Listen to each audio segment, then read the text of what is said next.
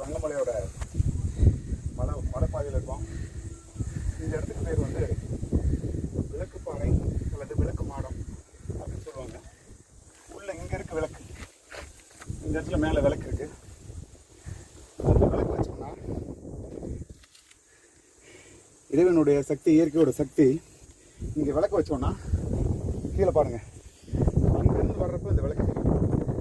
நம்ம எவ்வளோ பெரிய உருவம் இருக்கிறோம், நம்ம கீழேருந்து தெரிய மாட்டோம். கீழேருந்து பார்க்குறோம், நம்ம தெரிய மாட்டோம்.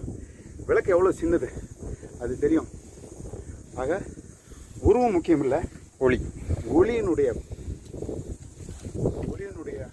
தெரியும் தூரம் அதிகம்.